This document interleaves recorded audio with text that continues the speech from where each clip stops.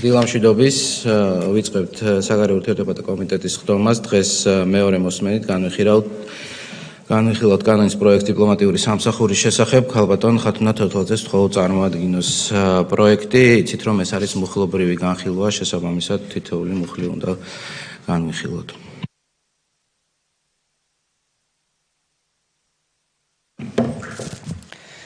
მოგესალმებით, მეორე მოსმენით წარმოგიდგენთ დიპლომატიური სამსახურის შესახებ საქართველოს კანონში ცვლილების შეტანის შესახებ საქართველოს კანონის პროექტს მუხლობრივად მეორე მოსმენის ფარგლებში.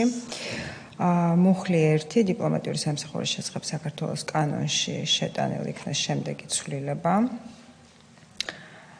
მეორე მუხლის ქვეპუნქტი ჩამოყალიბდა შემდეგი რედაქციით, ანუ განმარტება არის ეს დიპლომატიური თანამდებობის პირის, ეს არის დიპლომატიური სამსახურში დიპლომატიური თანამდებობას დანიშნული სახელმწიფო პოლიტიკური თანამდებობის პირი, პროფესიული საჯარო მოხელე, აგრეთვე დიპლომატიური სამსახურის გავლის წესით განსაზღვრული თანამდებობის პირი, რომელსაც მინიჭებული აქვს ან უნდა მიენიჭოს დიპლომატიური რანგი.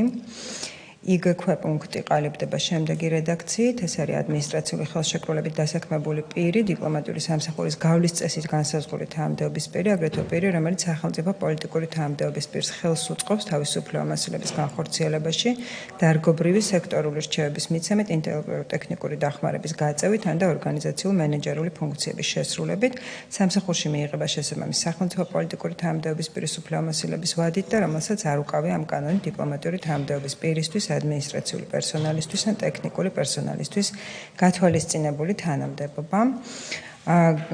გ ქვეპუნქტი ჩამოყალიბდება შემდეგი რედაქციით, ეს ეხება უკვე თავდაცვის სამინისტროს წარმომადგენელს, თავდაცვის სამინისტროს მიერ საერთაშორისო ორგანიზაციაში სამუშაოდ მივლენილი სამხედრო ან სამოქალაქო პირი.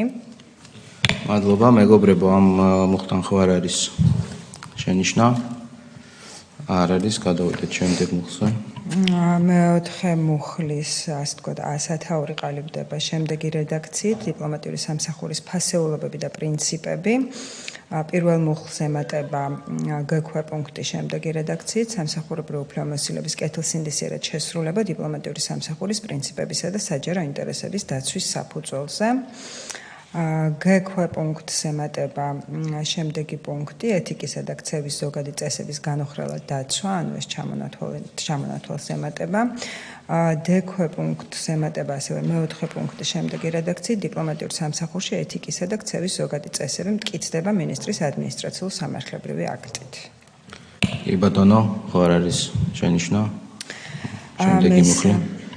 მესამე, ანუ მეექვსე მუხლის A ქვეპუნქტის მეხუთე პუნქტი ყალიბდება შემდეგი რედაქციით, საგანგებო და სრულუფლებიან ელჩს და დიპლომატიური წარმომადგენლის ხელმძღვანელს საქართველოს მთავრობის წარდგინებით თანამდებობაზე ნიშნავს საქართველოს პრეზიდენტი. B ქვეპუნქტი ყალიბდება შემდეგი რედაქციით, საგანგებო და სრულუფლებიან ელჩს და დიპლომატიური წარმომადგენლის ხელმძღვანელს საქართველოს მთავრობის წარდგინებით თანამდებობიდან ათავისუფლებს საქართველოს პრეზიდენტი. G ქვეპუნქტს ემატება შემდეგი შინაარსის პუნქტი, საქართველოს საგანგებო და სრულუფლებიანი ელჩის საქმიანობის ადგილად მინისტრის მიერ შეიძლება განისაზღვროს საზღვარგარეთ საქართველოს დიპლომატიური წარმომადგენლობა ან სამინისტრო, ეს ეხება უკვე ამ არარეზიდენტ ელჩებს. D ქვეპუნქტი ყალიბდება შემდეგი რედაქციით, მინისტრი უფლებამოსილია დიპლომატიური წარმომადგენლის ხელმძღვანელისა და საქართველოს საგანგებო და სრულუფლებიანი ელჩის მიმართ გამოიყენოს საჯარო სამსახურის შესახებ საქართველოს კანონით განსაზღვრული წახალისების ფორმა, დისციპლინური პასუხისმგებლობის ზომა.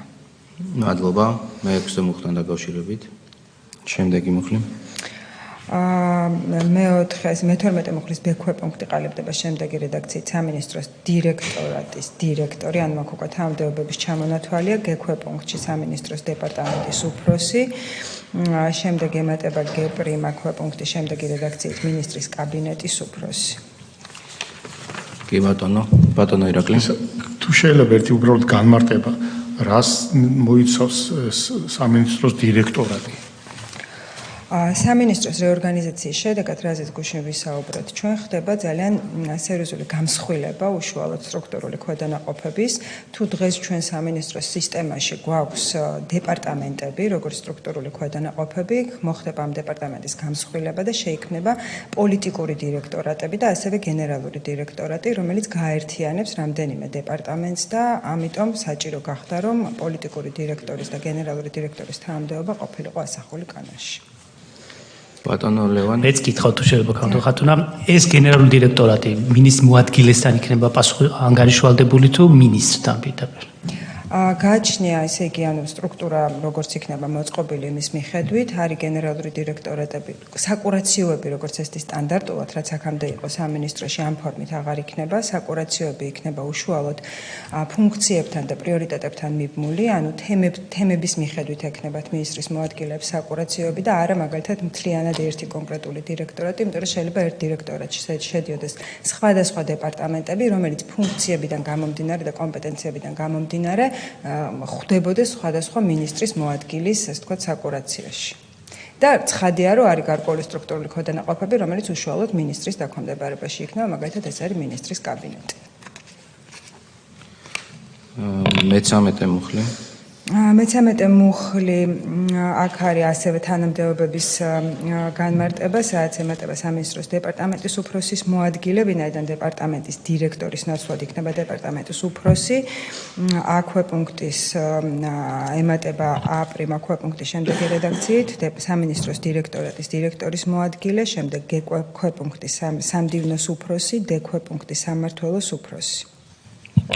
ბატონო აქ არ არის შენიშვნები მე-18 მუხლი მე-18 მუხლის ასე ვთქვათ პუნქტს და ბ პუნქტი ჩამოყალიბდება შემდეგი რედაქციით სამინისტროს დირექტორატის დირექტორი პირველი პუნქტის გექვეყნებით ჩამოყალიბდება შემდეგი რედაქციით სამინისტროს დეპარტამენტის უფროსი მინისტრის კაბინეტის უფროსი სამინისტროს დირექტორატის დირექტორის მოადგილე სამინისტროს დეპარტამენტის უფროსის მოადგილე სამდივნოს უფროსი ასევე ემატება დქვე პუნქტი რომელიც ყალიბდება შემდეგი რედაქციით სამმართველოს უფროსი და დქვე პუნქტის მეოთხე პუნქტი ყალიბდება შემდეგი რედაქციით მინისტრის სამინისტროს დირექტორატის დირექტორის სამინისტროს დეპარტამენტის უფროსის მინისტრის კაბინეტის უფროსის სამინისტროს დირექტორატის დირექტორის მოადგილის, სამინისტროს დეპარტამენტის უფროსის მოადგილის, სამდივნოს უფროსის, სამმართველოს უფროსის თანამდებობაზე ნიშნავს პირს, რომელსაც აქვს უმაღლესი განათლება, სათანადო კვალიფიკაცია, პროფესიული მომზადება და საგარეო ურთიერთობების სფეროში მუშაობის გამოცდილება და რომელმაც იცის საქართველოს სახელმწიფო ენა და ორი უცხო ენა. ექვე პუნქტი, მე-6 პუნქტი ყალიბდება შემდეგი რედაქციით, ეს ეხება უკვე თავდაცვის სამინისტროს წარმომადგენლებს, თავდაცვის ატაშეს, საქართველოს თავდაცვის სამინისტროს სამხედრო წარმომადგენლებს, თანამდებობაზე საქართველოს თავდაცვის მინისტრი, სამინისტროსთან შეთანხმებით ნიშნავს პირს, რომელსაც აქვს უმაღლესი განათლება, სათანადო კვალიფიკაცია, პროფესიული მომზადება და რომელმაც იცის საქართველოს სახელმწიფო ენა და უცხო ენა. რომარ არის კითხვები ამ მუხლთან დაკავშირებით? შემდეგი მუხლი არის მე-19 ყალიბდება შემდეგი რედაქციით დიპლომატიური თანამდებობის პირი გარდა სახელმწიფო პოლიტიკური თანამდებობის პირისა და დიპლომატიური სამსახურის გავლის წესით განსაზღვრული თანამდებობის პირისა და ადმინისტრაციული პერსონალი არანაკლებ წელიწადში ორჯერ ექვემდებარება შეფასებას ამ კანონისა და მინისტრის ბრძანებით დამტკიცებული წესის შესაბამისად ეს საჯარო სამსახურის შესახებ კანონთან მოდის შესაბამისობაში. კი ბატონო, მე-20 მუხლი მე-20 მუხლი ეხება როტაციას, მომსახურეთა კადრების სტაბილურობის უზრუნველსაყოფა, დიპლომატიურ სამსახურში დაწესებულია თანამდებობის პირთა როტაცია, როტაციის ფარგლებში ხორციელდება დიპლომატიურ წარმომადგენლობასა და საკონსულო დაწესებულებებში პირთა სამუშაოდ მივლინება და დიპლომატიურ წარმომადგენლობასა და საკონსულო დაწესებულებებში სამუშაოდ მივლინებულ პირთა გამოწვევა საქართველოს კანონმდებლობით დადგენილი წესის შესაბამისად. მე-3 პუნქტი დიპლომატიურ სამსახურში თანამდებობის პირთა როტაციის წესით გრძელვადიან სამუშაო მივლინებაში წარგზავნისა და მივლინებულ პირთა გამოწვევასთან დაკავშირებული სხვა საკითხები წესრიგდება დიპლომატიური სამსახურის გავლის წესით. არ არის კითხვები 24 მუხლი 24 მუხლის იქვე პუნქტს ემატება იპრიმა ქვე პუნქტის შემდეგი რედაქციით მივლინებული პირის მიერ მინისტრის ადმინისტრაციულ-სამართლებრივი აქტით დამტკიცებული ეთიკისა და ქცევის ზოგადი წესების ისეთი დარღვევა, რომელიც შესაძლოა გამოიწვიოს ქვეყნის ინტერესების ან და იმიჯის შელახვა, ან ისეთი ქმედების ჩადენა, რომელიც ეწინააღმდეგება საგარეო პოლიტიკის ძირითად მიმართულებებს ან და სამინისტროს ინტერესს.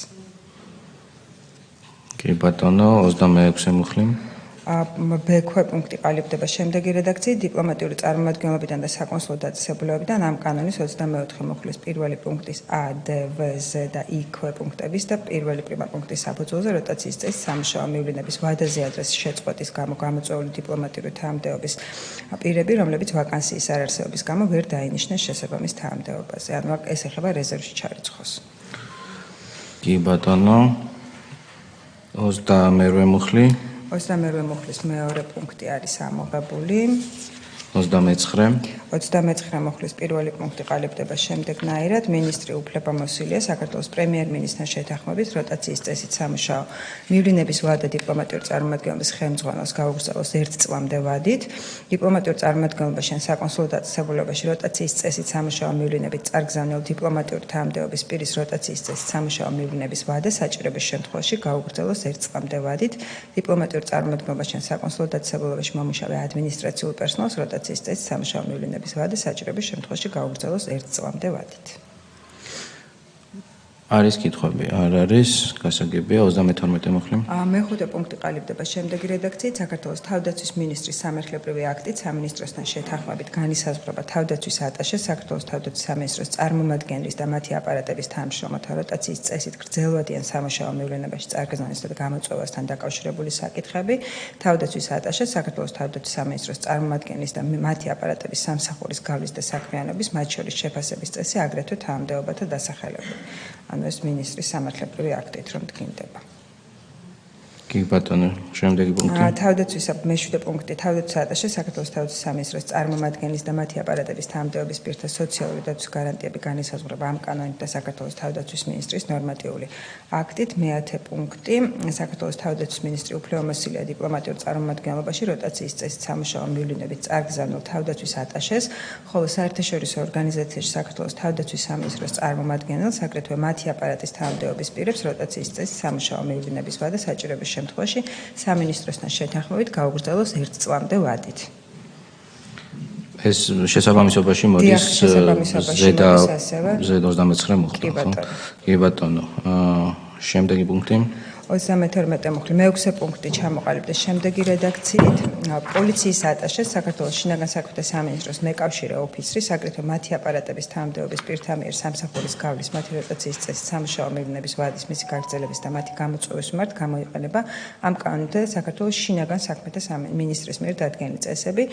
ასევე აღნიშნულ პირთა სოციალური დაცვის გარანტიების მიმართ გამოიყენება ამ კანონით დადგენილი წესები და საქართველოს შინაგან საქმეთა სამინისტროს მომსახურეებისთვის შესაბამისი კანონმდებლობით გათვალისწინებული სოციალური დაცვის გარანტიები. მე-9 პუნქტი საქართველოს შინაგან საქმეთა მინისტრი უფლებამოსილია დიპლომატიურ წარმომადგენლობაში როტაციის წესით სამუშაო მივლინებით წარგზავნილ პოლიციის ატაშეს, ხოლო საერთაშორისო ორგანიზაციის შესაბამის სტრუქტურაში მეკავშირე ოფიცერს, აგრეთვე მათი აპარატების თანამდებობის პირებს როტაციის წესით სამუშაო მივლინების ვადა საჭიროების შემთხვევაში სამინისტროსთან შეთანხმებით 1 წლამდე გაუგრძელოს. ანუ ასევე შესაბამისობაში მოდის წინა მუხლებთან. კი ბატონო, 34 მუხლი. 34 მუხლის მეორე პუნქტი ყალიბდება შემდეგნაირად. იმ უმაღლეს დიპლომატიური თანამდებობის პირებს, რომელსაც უკავიათ ან ეკავათ დიპლომატიური წარმომადგენლის ხელმძღვანელის ან საქართველოს საგანგებო და სრულუფლებიანი ელჩის თანამდებობა. ეს არის უმაღლეს დიპლომატიურ რანგების მინიჭებასთან დაკავშირებით ვის შეიძლება ქონდეს. არის კითხვა? არ არის და მე-40 მუხლი.